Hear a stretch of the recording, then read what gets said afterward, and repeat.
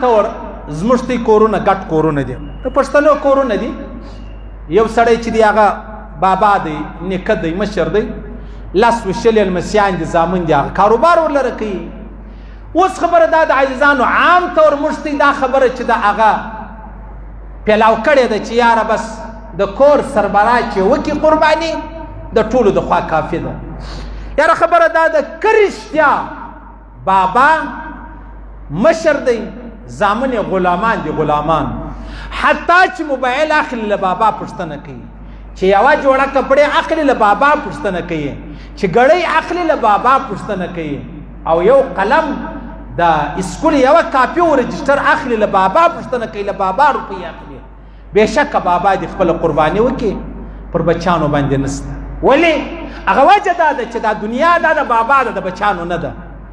صحیح سو بچی اختیار نه پکې لري لیکن که زما او ستا رقم ټګۍ وې صحیح سو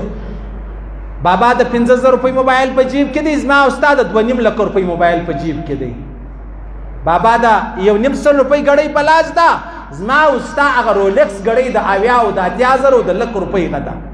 بابا په 1.5 روپۍ باندې د کپړو ګز اخي میټر اخي ما ورته په 800 روپۍ اخلو بابا چې دی پر موټر سایکلو په الټو کې ګرځي زما او ستا سره اعلی ګاډیانې را سره دي او بیا څه وایو موږ وایو چې بابا د کور مشر دی نو لهذا دا یوه قرباني بس ده صحیح سولو نو لهذا بس هغه پښتانه په دکان کې ورته وایي دا شی ګوره چې خطا مې نه کې تو خدای بس ما ته سم شی راکه نو اوس هم تاسو خدای چې ته د بابا پر مخ ته اختیار نه لرې تو خدای دا ته چې موبایل و ګاډۍ و پلانۍ و حج و عمرې و پکنیکونه و کراچي و دوبۍ و کوم ته کوې پلار ژوندی دلته اختیار لرې او په یوه پسه کې چې د محمد رسول الله مبارک طریقه د اختیار نه لرې د ابراهیم علیه السلام سنت اختیار نه لرې قطعا یې مه کوئ قطعا داسې مه کوئ ها یو سړی ملازم دی 10,000 تنخوا ده اوس هغه مطلب د اختر څه 2 ورځې مخکې اوس تنخوا واخیستله یا 10,000 مه بوله 80,000 تنخوا د تنخوا یې واخیستله په دا تنخوا کې د پوره میاشته گزاره کېږي اوس په دی څه چم کوي د قربانۍ وخت راورسېدی به قرباني کوي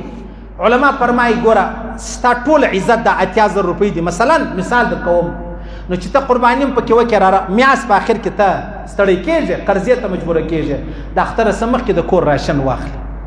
دا نه دوکه نه د الله سره دوکه وکړي الله شان واخله پیسې کمې کوي یا د خپل عزت په خاطر چې زه مجبوره کېږم پور کوم نو در هغه دا ښه دی بیا پروا نه لري صحیح سلو دا خبره ده لیکن که دکاندار دی هر څه الله ورکړي دي او په کور کې یو پسه لالی بابا نه په سترګو ویني نه په غوږو